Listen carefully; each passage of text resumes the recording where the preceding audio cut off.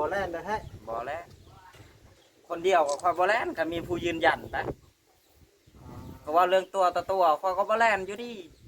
แต่ค่อย กันด้วยความถูกต้องบ่ ด้วยความถูกต้อง โหดแท้ คันว่าด้วยความตีต้อยค่อยก็พบได้ข่อยเนาะ แม่นแล้วว่าเรื่องคอขาดบาดตายแล้วไผสิกล้าอยู่นํ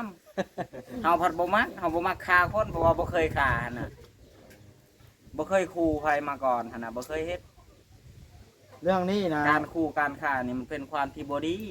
ก็เลยว่าบ่อยากเฮ็ด น้องอเบยเจ้าต้องใจเย็นๆเรื่องนี้เพราะว่าเดี๋ยวนี้นะผู้ใหญ่ผู้เพิ่นช่วยเหลือเจ้าน่ะเพิ่นกำลังสืบเท้าหาความจริงอยู่เนาะพ่อลูกแพทย์ แม่น ว่าเรื่องเป็นจังไดมาจังไดหั่นนะเพิ่นบ่ปล่อยดอกว่าเจ้าตัวหรือเจ้าเว้าจริงก็ต้องเพิ่นให้ฮู้อยู่แล้วเพิ่นน่ะ ยังไงก็ผู้ความจริงอยู่แล้วนะ แต่ว่าเรื่องตัวนี่มันอาจจะเป็นไปบ่ได้แล้ว มันตัวบ่ได้แล้วตัวตัวเองนี่ตัวบ่ได้ค่อยว่า สมมุติว่าคู่กรณีผู้ที่เจ้าอยากคุยนำในสมมุติเพิ่นเบิ่งเจ้าจะบอกว่าจังไดตอนนี้ ก็มีแต่ให้ติดต่อหาผู้ที่แต่ว่าแต่งให้เฮาให้ออกจากเพื่อน แล้วให้คุยกัน ให้คุยกันให้มาคุยอยู่พี่ก็ได้ให้ค่อยขึ้นไปคุยอยู่พุ่นก็ได้ อย่าลืมกดติดตามเพื่อเป็นกำลังใจให้ผมด้วยนะครับทุกคนขอบคุณมากๆครับ โดยพี่น้องสบายดีเด้อสบายดี FC เพิ่นสุข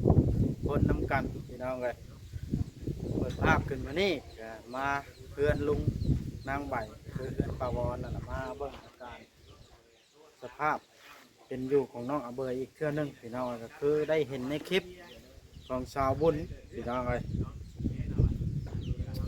เรื่องที่ดินดอนตอนหญ้าก็คือผู้ใหญ่เป็นผู้สั่งให้น้องอเบยมาตามที่เบิ่งในคลิปนะพี่น้องเอ้ยก็ตอบตัวนั้นนะเพราะว่าที่ดินตอนนั้นนะผู้ใหญ่มอบกรรมสิทธิ์ให้น้องอเบยเต็ม100%ใครบ่มีสิทธิ์ไปเหยียบก็ได้ลองง่ายๆนะ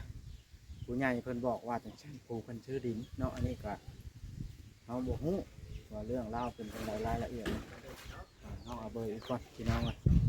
ตามที่เบิ่งในคลิปพี่น้องเอ้ยที่ผู้ใหญ่เพิ่นเว้าออกมานะเนาะ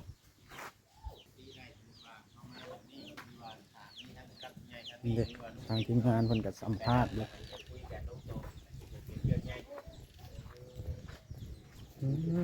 สำบายดีเด้อ สบายดีบ่บ่ เป็นอะไรน้องเอาเบยเศร้าเรื่องไหนเดี๋ยวนี้ พี่น้องยังเศร้าๆอยู่ ว่าน้องเอาเบย ธรรมดา ธรรมดาเจ้า บ่ได้สาวเรื่องหยังไป เนี่ยเจ้าเล็ก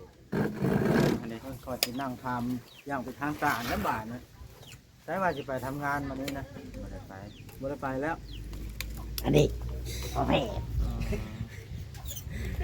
ก็ จากที่คอยเบิ้งในคลิปก็คือเรื่องที่ดินดอนตอนย้าคือว่าเป็นชื่อของเจ้าเต็มร้อยบ่แม่นวะ แม่น แบบว่าบ่ได้มีชื่อผู้อื่นเกี่ยวข้องเลยปะ บ่ ทางเจ้าได้คุยอยู่บ่กับผู้ใหญ่เพิ่นครับ คุยอยู่ คุยอยู่ คุยอยู่ โอ้แสดงว่าผู้ใหญ่บ่บอกให้เจ้ามั่งกระต๊อบนะของเราเนี่ยฮะ แม่น โอ้ ใบตาดอกตาดินนี่เป็นชื่อของน้องเบิดน้องเห็นนี่เนาะก็คือว่าเป็นชื่อของน้องผู้เดียวนี่น้องเพิ่นก็มีสิทธิ์ได้ แม่นแล้ว แต่ว่า ทุกอย่างในดินโดนตอนหน้าแค่นั้น จากที่ทั้งผู้ใหญ่เพิ่นเว้าในอันช่องสาบุญบ้านป่าเพิ่นเอาลงวังยานี่เนาะเฮา แม่ ฟัง เขาก็ได้เบิ่งสาบุญเพิ่นเว้าแหละเนาะ อ่าเออ แต่ว่าน้องกระเบยยังนักใจอยู่เรื่องนึงเนาะ มันก็เอาเบยคันเป็นอันนั้นก็กลับรู้แล้วซะน้องเอาเบยกลับไปอยู่สู่เอาที่ดินตัวเองแล้วเฮามีสิทธิ์อยู่ผู้ใหญ่เพิ่นมอบให้เฮาเนาะ เรื่องกลับน่ะสิกลับอยู่แล้วบ่บ่ได้ต้องกลับไปไกลเกลี่ยอยู่แล้วตัวนั้นเนาะเขาต้องไปสู่อยู่แล้วเขาบ่ได้ผิดเนาะเรื่องบ้าน นี่ต้องกระจายตัวนี้นะเขาไล่หนีแท้บ่เขายังไม่ได้ออกมาว่าเขาไล่เดี๋ยวนี้เขาถามว่ามันถามคัดเขาบอกว่าจะเกิดมันอาจเช้าอาจจะเกิดไปพุ่นเนาะเรายังแต่ยังไม่ได้แน่ใจได้ว่าเขาไล่เดี๋ยวเขายังไม่ได้ออกมาว่าดิ แมน ต้องนั่นก็เนาะเอาเบย แน่ใจ ถ้า บ่ บ่แน่ใจก็ไปถามบ่บัวก็ได้ นั่นล่ะ โอ้ เพราะว่าทางนั้นน่ะนะเขายังบ่ได้ออกมาเว้าหยัง อันนี้เรื่องแน่ใจบ่แน่ขอยสิเว้าว่านี่เอากับพังจากปากน้องอาเบยแต่ว่าความจริงสิเป็นจังไดก็ยังบ่ฮู้เฮา เอา ก็ ก็ ได้ ยังบ่ฮู้ด้วยกัน อันนี้นะจากปากน้องอาเบ อัน ย นั้นแล้วจังว่านะ แต่ว่าถ้าสิเฮ็ดแบบนี้ล่ะบ่อยากให้ปล่อยแล้วน้องอาเบยบ่อยากให้มาเล่ร่อนแบบนี้นะให้กลับไป หรือว่าน้องอาเบยมีความผิดแต่บ่บอกให้เฮาก็เป็นไปได้ อันนี้ก็เพราะว่าหลายมุมเด้ แม่ นั่นละเว้าพื้นเนาะเอาเบยว่าเขาไล่ออกล่ะข่อยเดี๋ยวนี้น่ะข่อยอยากให้ทั้งนั้นน่ะออกมาเว้าว่าไล่ออกแท้บ่แล้วไล่ออกนั่นหยังน่ะอยากให้เขาอธิบายไปนั่นซื่อๆแล้วก็เด้เนาะ จะผู้เหตุผล แม่นไล่ว่าไล่ออกแท้บ่หรือว่าเอาเบยนี่เว้าเอาหรือว่าจังไดก็ให้เว้ากันนั่นน่ะ น้องอาเบยใช้ลายหมูบ่เดี๋ยวนี้ บ่แล้ว ความจริงบ่ แม่นคันสั่นใครอยากปะเพื่อนปะสาร โอ้เฮ็ดจัง โดยยังไง โยเนาะ ถ้าว่าใส่หายก็คือว่าถามเบิ่งใจตัวเองเราไปใส่หายหมู่นี่ยันบ่ยันผิดหมู่บ่ถาม ว่าเพิ่น คันว่าน้องเบยใส่ให้ก็ต้องออกมาปกป้องตัวเองน้องเบย เป็นก็ตะกี้เดี๋ยว คือ ก่อน เจ้าคือข่อยนี่หันเจ้าไปใส่หายข่อยเจ้าบ่ยันผิดข่อยว่าอ้าวถามแบบ นั่ นั้น นแล้ ละ วแหละ คอยจังถามเจ้าเดี๋ยวนี้นะเนาะพอลูกแพทย์ ก็สิ ต้อ ว่าง ไป ควา ใส่ ม หา จริง ย เจ้าจังเว้าออกมาเลยคันเว้าแบบว่าอันนี้ เว้า บ่ ก็ แม่น ต้อง จริง คำตัวเอง สิ่งที่เจ้าเว้าไปมันกู้คืนบ่ได้เพราะว่ามันปล่อยออกอากาศทั่วโลกแล้วเดี๋ยวนี้ แม่นแหละ แม่สิเว้ากลับไปกลับมาบ่ได้เด้อ เจ้าต้องฮับคำที่เจ้าเว้านะให้ได้ ได้หมด ยืนยันนะว่าง่ายๆ อันนี้หันยังบ่หมดเล่าเรื่องออกมา ยังบ่ได้เบิดย่อ ยังบ่ได้หมดบ่ได้เปิดคักอันนี้ฮะคันเขามาเว้าเองฮอดพี่เราก็สิเปิดให้เบิ่งโลด เอาตัวเด็ดๆแล้วจังเงินเว้าแม่นบ่ ให้เขามาเองเพอจังเว้าให้พัง เออ เรื่องนั้นทำบ่มีทางนี้อยู่แล้ว บ่พาเว้าก็ย่าซั่นน่ะ อันนี้บ่พาเว้าแล้ว ติดต เว้าม แล้ ซะนี่ก็ยังสิพอ ต่อไป แห้งแล้ว นี่ล่ะพี่น้องเอ้ยความจริงเป็นจังไดเฮาก็บ่ฮู้รายละเอียดเด้อนี่ก็น้องอาเบยนะตอนนี้นะอยู่พ้นน่ะบ่มีญาติพี่น้องเพิ่งพากันเลยหนี่มาเพิ่งพาลุงเดี๋ยวนี้ฮะละมีผู้อันอยู่ข้างๆละสิชูบ่บาดน่ะบ่แล่นแท้ บ่แล้วคนเดียวก็ค่อยบ่แล่นก็มีผู้ยืนยันไปเพราะว่าเรื่องตัวต่อตัวค่อยก็บ่แล่นอยู่ดีแต่ค่อย กันด้วยความถูกต้องบ่ โดยความถูกต้อง โหดแท้ คันว่าด้วยความตีต้อยค่อยก็ปบได้ข่อยเนาะ แม่นแล้วว่าเรื่องคอขาดบาดตายแล้วไผสิกล้าอยู่นํเฮาพัดบ่มักฆ่าคนเพราะว่าบ่เคยฆ่าหั่นน่ะบ่เคยขู่ใครมาก่อนหั่นน่ะบ่เคยเฮ็ด เรื่องนี้นะ การขู่การฆ่านี่มันเป็นความที่บ่ดีก็เลยว่าบ่อยากเฮ็ด น้องอาเบยเจ้าต้องใจเย็นๆเรื่องนี้เพราะว่าเดี๋ยวนี้นะผู้ใหญ่ผู้เพิ่นช่วยเหลือเจ้าน่ะเพิ่นกำลังสืบเท้าหาความจริงอยู่เนาะพ่อลูกแพทย์ แม่น ว่าเรื่องเป็นจังไดมาจังไดหั่นนะเพิ่นบ่ปล่อยดอก ว่าเจ้าตัวหรือเจ้าเว้าจริงก็ต้องเพิ่นให้ฮู้อยู่แล้วเพิ่นน่ะ ยังไงก็ฮู้ความจริงอยู่แล้วนะ แต่ว่าเรื่องตัวนี่มันอาจจะเป็นไปบ่ได้แล้ว มันตัวบ่ได้แล้วตัวตัวเองนี่ตัวบ่ได้ข่อยว่า สมมุติว่าคู่กรณีผู้ที่เจ้าอยากคุยนำสมมุติเพิ่นเบิ่งเจ้าจะบอกว่าไหนตอนนั้น ก็มีแต่ให้ติดต่อหาผู้ที่แบบว่าแต่งให้เขาให้ออกจากเรือน ว่าให้คุยกัน ให้คุยกันให้มาคุยอยู่พี่ก็ได้ให้ค่อยขึ้นไปคุยอยู่พุ่นก็ได้ไปสิขึ้นไปคันเว้าไปหั่นแหละ เอาความจริงคุยกันเนาะ อ้าว จริงคุยกัน ไปสิบ่นี้อันนี้เขาบ่เว้าว่าขึ้นไปคุยเขาก็บ่เว้าเขาสิลงมาคุยเขาก็บ่เว้าเขาผิดหรือเขาถูกอ้าวค่อยพร้อมเว้าอยู่แล้วตอนนี้ค่อยพร้อมคุยอยู่แล้วอ้าว เอาง่ายน้องเอาเบอร์นี่พร้อมบวกเบาแกะหน่อยเอ้ย อ๋อ บ่แล้วก็มีแต่ขึ้นไป คันเขาบ่ผิดนี่เขาต้อง พูดแล้ว ให้เฮาหรือว่าเขาลงมาคุยก็ได้หรือว่าให้เฮาขึ้นไปก็ได้คันเขาบ่ผิด ต้องได้นัดกันก่อนได้จังคือ แม่นต้องได้นัดกันไปคุยอยู่ ผู้ผิดผู้ถูกนี่รายละเอียดเฮาก็ยังบ่ฮู้เนาะถ้าเบิ่งตัวจริงก่อนเหตุผลทางนั้นเฮาก็บ่ทันได้พังกับภายเดียวเดี๋ยวนี้นะ เบาลีเบาลีเบาโลดคันสมมุติว่า ไล่น้องเอาเบอร์ออกอีแค่สมมุติเด้อนี่แม่นทางทีมงานนั่นอยากคิดอยู่เพราะว่าแนวใดก็เฮือนเราเอง ยินแล้ว ดินเอา ตามผู้ใหญ่ ไล่ออกจากเฮือนยังบ่พอกลางบ้านก็ยังบ่ให้อยู่เว้าซะก็บ่บัวเห็นนะใช่ไล่หนี่โลดบ่ให้อยู่เถอะอ่า บ่บัวก็ยืนยันได้อันนี้บ่บัวก็มีคลิปตัวหัน ญาติพี่น้องเจ้าบ่บ่บ่นะ บ่แล้วเราก็คำเป็นสะพานบุญคือกัน สายทุกคือกัน สายบุญ แล้วก็ไปโทษเราอีกบัดให้เรารับผิดชอบเสียเงินเสียคำนะเราผัดผิดหยังอีกไปเว่าให้เราแล้วว่าเฮาคันจะเฮ็ดเรื่อง แล้วก็แต่มีแต่ว่าพร้อมทีนั่นเนาะ เฮาพร้อมบวกอยู่แล้วเฮาบ่พร้อมลบอยู่แล้วเฮา พร้อมบวก พร้อมบวกแต่บ่พร้อมลบ อันนี้กาสิขอเว้านำ FC พี่น้องแบบนี้เด้อพี่น้องบ่แม่นว่าเฮาหาดราม่าก่อเรื่องอย่างเช่นอย่างที่เฮาก็เป็นกลางอยากรู้ความจริงอยากหาความจริงให้ FC ให้ชาวโลกได้เบิ่งนํกันนะเนาะ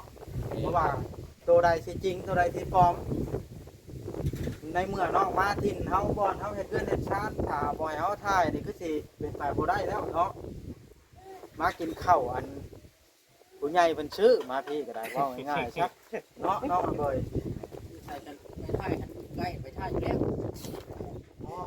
ลมมาดีเนาะ จอยเฮ็ดของพ่อเนาะ บ่าวจ้อยเฮ้ยมันแง่งงอนแง่งเลยนะบ่าวจ้อยเฮ็ด ยากบ่จ เดี๋ยว อย ไหน พันกว่าบาทกูวันเบาถามให้เนาะโบ สู้น้องกับ เออ คนไหน ได้อัน18,000นี่โยขอได้ พาแล้วปล่อยกัน มีแต่ว่าใจเย็น มีแต่ว่าเอาแนวนี้คอยว่าถ้าทั้งที่ผู้คู่กรณีผู้ที่เจ้าอยากคุยนะเพิ่นยังบ่ออกมาชี้แจงแน่ใดละให้เจ้านี่คุยกันกับลุงเพราะว่า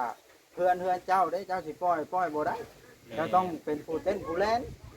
แล้วก็ แม่นอันนี้น่ะคือว่าผู้ใหญ่เพิ่นเฮ็ดเพิ่นแล่นอยู่ได้เดี๋ยวนี้น่ะ ผู้ใหญ่บ่แล่น แม่น นั่นแล้ว แม่เป็นบริษัทได้ทิมน้องกับ ผู้ใหญ่เพิ่นบ่ได้ฟ้าได้ตีเพิ่นก็บอกไว้ว่าอีกประมาณ 2-3 มื้อถ้าบ่นั่นน่ะเพิ่นจังสิแต่งให้ทีมงานเฮานี่พาน้องเบยกับลุงนี่ขึ้นไป รอทางนั้นก่อนบอกว่าเพราะว่าเดี๋ยวนี้นะน้องเอาไว้เป็นผู้เว้าผู้เดียวทางนั้นก็ยังบ่ได้ อ้าวก็แบบเดียวกันแล้วคอยเอาถ้าทางนั้นเงียบบ่ออกมาแนวใดเนาะว่ามันสิปล่อยไว้เป็นปีเป็นช่องสมมุติว่าเขาก็บ่ปล่อยแล้วสมมุ เดี๋ยว ติ นี้ ว่า นะผู้ใหญ่เพิ่นกำลังเล่นเลยสิโทรหาการจัดตั้งทางนั้นนะเข้าใจหรือเปล่าได้บ่ได้เงียบได้ มันก็แบบเดียวกัน ก็ต้องแบบเดียวกันเนาะบอกว่าเอาก็ต้องขึ้นไปคุยทางการต่างๆทางในบ้านเพิ่นอยู่ทางนั้นอยู่แล้ว ไปทางน้องเบยเราอันเด่นบ่ได้เพราะว่าเราบ่มีเงินต้องรอถ้าคำสั่งผู้ใหญ่ที่เก่าถ้าเราจะขึ้นไปก็ต้องขนาดเฮาเองก็ต้องถ้าผู้ใหญ่เพิ่นได้ขึ้นก็ผู้ใหญ่เพิ่นได้สิจะได้ชื่อน้ำเมืองน้ำมันใช่เนาะ ชื่อใส่เลย เอากันยังบ่รู้จักว่าทางใดผิดทางใดถูกอยากให้ฝ่ายทางนั้นนะผู้ที่อเบยเพิ่นกล่าวถึงเดี๋ยวนี้น่ะออกมาชี้แจงคำที่ดีให้เฮาได้พังแหน่เห็นว่าก็ได้เนาะมันเป็นจังใดมาจังใดก็ได้หั้นนะ อยากทราบเหตุผล แม่น เรื่องราวเป็นแนวใดกันนะ ว่าเดี๋ยวนี้นะให้เฮาเชื่อน้องอเบยก็บ่ได้เชื่อเพราะว่าเฮายังบ่จักภายนั้นเด้ว่าง่ายๆเฮาเป็นชานนะเด้อนี่รอพัง เฮากะ เป็นกลางเด้ คือกันกับ FC ได้ยินชำกันพี่น้องเลยเนาะตามที่เฮาอู้น้องกะแต่ก่อนเฮากะยังบ่ได้เข้าหาน้องเลยเนาะหรือว่ายังบ่ได้ฮู้ปานใด มันได้ยินทางไปแล้วว่าหลายกว่า FC เพราะว่า ได้ น้ ยิ อน ง หลายก น้อง ว่า เอาเบยเล่าหลายกว่าแต่ว่า เราเล่าความจริงให้เฮาฟังแล้วตอนนี้ เอา นะ ต้องรอทางนั้นอธิบาย มา ให้ จ้อย ตรง ขึ้น กัน ให้เลยกว่าเกิดเจ้ามาเต็งให้ในกล้องคอยนะ เนาะเดียว ได้ยินอยู่แต่ว่าถ้าทางนั้นออกมาอธิบายแล้วเฮาจังค่อยถามประเด็นหั่นนะความหมาย น้องอเบย มีประเด็นอีก หรือว่าเจ้ากับลุงนี่ล้มกันแบบไหนนะเจ้า ไม่ได้ร่วมกันได้มีชาวพังเรา แม่น ยังบ่ได้ล้มกันนะใดเนาะ ถ้าว่าเพิ่นบ่ออกมาอธิบายจะได้ก็ได้ขึ้นไปอยู่แล้ว ก็จะเห็น นะ ได้ ก็ได้ก็ได้ เอามานั่งถามน้ำกันนี่เนาะว่าสิเอาแนวใดกับเรื่องนี้เนาะ ต้องขึ้นไปหาทางในบ้านการจะตั้งแล้วก็ถามว่า สมมุติว่าอัน เพิ่นไป คุณให แจ้ ญ่ งอีหยังไว้กัน น้องพอลูกแพทย์สมมุติว่าคุณใหญ่เพิ่นมอบกรรมสิทธิ์ให้น้องอเบยแท้จริงเฮือนหลังนั้นกับอินตอนนั้นเนี่ยยังไงก็ต้องอันน้องอเบยเพิ่งลุงเนาะโตผู้เดียวนี่สู้บ่ได้บ่น้องอเบยต้องลุง เรื่องสู้นะสู้ตามเอกสารได้ สู้ตามความจริง ตามความจริงเบาลิว่าไปตามความจริง ความจริงเอกสารแล้วว่าชื่อไพ่มัน100%ความจริงทำใดกับขั้นเอกสารดู ขึ้นมาเลยกับทาง ระเบียบกฎหมายได้บ่แพ้เลย ระเบียบกฎหมายแล้วก็ของแต่ละบ้านนี่ก็บ่คือกันอีกเด้ นั่นล่ะความจริง เนาะ คือลายลักษณ์อักษรนั่นล่ะ นั่นละทางลายลักษณ์อักษรไปตามมูลความจริง แม่นแล้ว กฎหมาย น้อยก็ว่าแม่นแล้วนี่แต่ว่าให้น้องเอาเบยสู้ๆแล้วมันบ่จักแนวเฮ็ดแล้วเรื่องมันก็เดี๋ยวนี้ยังพังผู้ใหญ่เพิ่นก่อนเนาะ แม่เพิ่นก็บ่ได้ป้าได้ทีมเจ้าน้องเอาเลยเพิ่นก็ เพ ยัง ราะว่า ไกลเกลี่ยอยู่ เพื่อนหลังนั้นบ่แม่นผู้เดียวได้เฮ็ดเนาะตามที่ข่อยได้เห็นคลิปมาหลาย หลายคน หลายท่านสมทบกัน แม่นบ่น้องอาเบย คนได้เชื่อไม่ได้นี่ แม่นล่ะ ก็สิให้โอเคดิ เอาให้ เฮ็ดอะไรซะเฮ้ยทีมงานเฮา ถ่ายคลิปน้องเอาเบยน้องเบย นี่แต่ว่ารอพังกันแล้วเนาะมันบ่จักแนวเฮ็ดเด้ บ่เกินมื้อหนึงสองมื้อใช่ไหมนั่นน่ะเพราะว่าแต่ละช่องออกมาแบบนี้นะทางนั้นก็คือสิต้องมีคำอธิบาย เจ้าก็ต้องอันอยู่เพื่อนลุงไปก่อนเมื่อใดก็ได้เข้ากับบ่แม่นเบาลี่ซื้อเข้ามาแล้วบ่มื้อนี้พอได้กินนะ ผมก็แก้มาแล้วเดือนนี้ชื่อเข้ามา3-4ชอบเลยเนาะเพราะว่าทำสิกิน หลายคนนี่คนกินคนไหน โอเคกินคือกันกำใหญ่ นักใจอยู่เนาะแพทย์ ใจเย็นๆน้องกับเพิ่น จักเทนอะไรเฮาก็ได้ในเมื่อพระทางนั้นก็ยังเฮายังบ่ได้ฮู้เหตุผลของเพิ่นเนาะ แม่น ทางนั้นน่ะบ่ออกปฏิเสธแล้วก็บ่ออกมายอมรับว่าไล่อาเบยแท้บ่ถ้าอันบ่ได้ไล่ก็แม่นออกมาปฏิเสธถ้าไล่ก็ออกมายอมรับสำนั้นซื่อๆดอกเนาะอาเบย โจทย์ รอฟังคลิปอยู่ทางนี้กันเนาะแล้วก็ละ FC ก็รอเบิ่งนะ อันว่าบ่จะ อย่าได้ความจริงบริษัท FC เพิ่นก็จะพูด มีบ่เบยทางนั้นละโทรนี่สิทางนี่ ละ เนาะ อันนั้น วันนี้แหละทาง FC น่ะเดี๋ยวนี้น่ะเพิ่นมีแต่ว่าทางนั้นทางนี้ไผเป็นคนไล่กันแน่เพิ่นว่าเพิ่นอยากฮู้ได้ FC น่ะ แม่นเพิ่นก็จะพูด เพิ่นบ่เข้าใจจุมเจ้าน่ะพากันมีแต่เว้าทางนั้นทางนี้เพิ่นว่าเพิ่นคอมเมนต์หั้นนะ เดี๋ยวแม่นพร้อมเพิ่นแล้ว เดี๋ยวแม่งก็เพิ่นนะเพิ่นอยากฮู้บาด เอาบ่กล้าออกชื่อได้ เออ เนาะ บอกกับไผแล้วออกไปแล้ว ได้แล้วเนาะตัวนั้นน่ะ ทางนั้นน่ะ เรื่องไผออกชื่อก็รับผิดชอบเป็น ทำ เอา ดี ไผเอา ๆ มัน ล่ะ เด้อเนาะ ออกมาเว้าแนวใดล่ะขั้นตอนต่อไปล่ะ มันอยู่ในระเบียบของกฎหมายได้ ทาง แต่ นั้น นั้น มาคุยกันตัวนะบาท ขออนุญาตเนาะเพิ่น เพ เนาะ ราะว่าให้ทางนั้นออกมาก่อนเด้ คุยนั่ง เดี๋ยวนี้ทางนั้นบ่ทันออกมาแล้วคุยตัวหน้าบ่ได้ แม่นบอกว่า นะเดี๋ยวนี้นะ น้องกับเบยเราพร้อมโจหน้ากันอยู่เพื่อนในบ้านอยู่แล้ว เอาไปพี่น้องเลยเนาะ พร้อมคุยกับตำรวจพร้อมบ่น้องบ่อย เร็วๆนี่แหละพี่น้องเอ้ย เรื่องนี้ต้องฮอดตำรวจพร้อมบ่นี่ ต้องถึงแล้ว พี่น้อง ฮะ ถึงตำรวจ เจ้าหน้าที่ ฮ้อนแดดเฮ้ย พอดีอุ่นนะ น้อง บอก กับ ว่า เบยเรามักตากแดด แม่นบ่น้องอเบย หนาว น้องอเบยพร้อมให้ข้อมูลทุกอย่าง น้องรวยก็ให้ข้อมูลทุกอย่างไปนั่งน้ำน้องเพื่อนได้ไหมครับบอส โยก จิมายืนจกถง ข่อย อยู่ ข่อยมาเบิ่งนาทีข่อยเนาะเห็นหมู่คนออกมา มานั่งให้กำลังใจน้องเพื่อนนี่ ๆเห็นอยู่ เอ้ยพี่น้องเอ้ยมีแต่ว่าทางเฮานี่สิคอเป็นกลางแล้วบ่พร้อมพ้นเพียงพี่ทางทีมเฮาแต่ว่าสิสืบความจริงอยู่แล้ว เรื่องนี้นะ แม่น เนาะพอลูกแพทย์ แม่นบ่ต้องยากน้อง ตอนนี้ เรา น่ะ ไม่ได้คิดจะได้กับ ทั้ง เรื่องอยู่แล้ว น้องกับเบยเราก็ว่าเราก็มีหลักฐานเพียงพอเราก็มีข้อมูลเพียงพอสำหรับตัวเราแต่ว่าทางนั้นบางที่เพิ่นก็อาจจะมีข้อมูลของเพิ่น มี เฮาก็บ่ฮู้เพราะว่าทุกคนต้องมีหลักฐานของใครของเราแต่ว่ามันก็เป็นสิทธิ์ของเขาเจ้าเนาะ เฮาก็รอพังอยู่ เด่ เด้ นเฮาน่ะเป็นผู้พังได้กับมือนี่น่ะ เป็นผู้พัง เป็นคนรับพัง ไม่บอกว่าจะ แล้ว เอ้ยสิว่าได้แล้วเนาะพอลูกแพทย์เรื่องนี้มัน ไปไป มันอีกบ่โดน ยังไง พี่น้องไงเนาะ อย่าพลาดนะ ต้องได้ใจเกลียร์ต้องได้อันนั้นนะพี่น้องไงเนาะ มีแต่อ้ายอยากแนะนำน้องแบบนี้ เจ้ายึดถือเอาความจริงนะมาเป็นตัวตั้งเด้อน้องเด้อแม้ว่าความจริงถ้าเจ้าผิดก็แม่นให้เจ้าหับรถ เนี่ย คือความจริง บ่ผิดก็แม่นปฏิเสธรถบ่ว่าด้วยข้อหาตัวใดบ่มีไผบังคับเจ้าได้ เพราะว่าให้เจ้ายึดถือความจริงเป็นหลัก เจ้ารักไก่ก็รักอหลีสมมุติเด้อนี่ก็ตอบเพิ่นไปตรงๆแบบนี้นะบ่ แต่ ต้อง ตอน ป นี้ ฏิ หรื เส อ ธ ว่ามื้อก่อนก็ว่าไปนะน้อง ให้เว้าความจริงนะว่าง่ายๆแต่อ้ายอยากแนะนำนั่นนี่เพราะว่าความจริงนี่ มันเป็นสิ่งที่บ่ตายเนาะหยิกไว้ทำได้มันก็โผล่ขึ้นอยู่หั่นความจริงนะไผพิษไผเถิงมันสิหนีบ่พ้นหรอกว่าอันความจริงมันต้องเป็นความจริงเด้ แม่น สมมุติเจ้าพิษกับเจ้าต้องได้รับพิษสมมุติทางนั้นพิษทางนั้นก็ต้องได้รับพิษเรื่องนั้นเพราะว่าบ้านเมืองเฮาเนี่ยมันมีกฎมีคือมีแผลเนาะพอลูกแพทย์เพิ่นบ่ปล่อยให้อัน เอาพี่น้องเอ้ยเนาะมีแต่ว่าพังเบิ่งน้ำกันนั่นแหละพี่น้องเอ้ยเรื่องราวมันอาจสิบ่ได้รุนแรงอีหยังดอก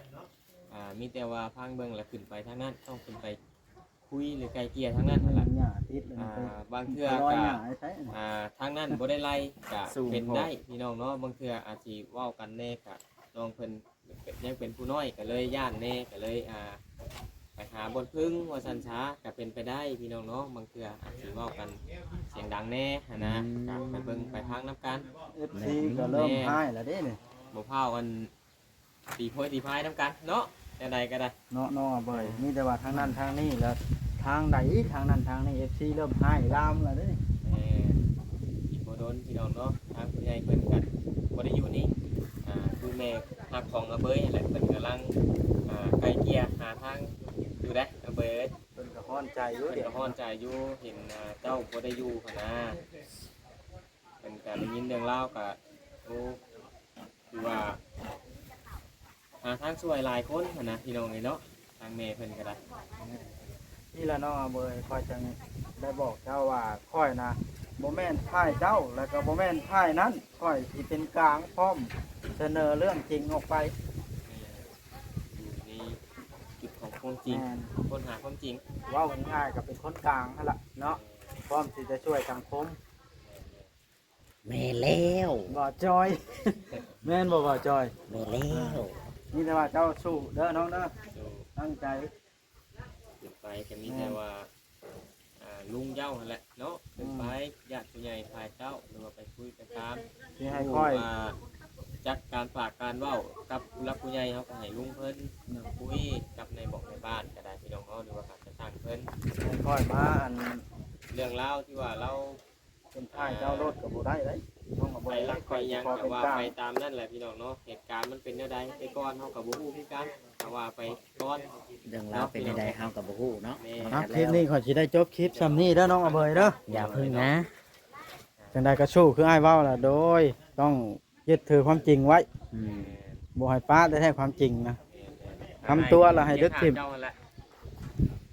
โอเคพี่น้องคลิปนี้ก็สิได้ขอจบคลิปลงซ้ำนี้แล้วพี่น้องเอ้ยเนาะสบายดีเด้อ อยู่เนาะ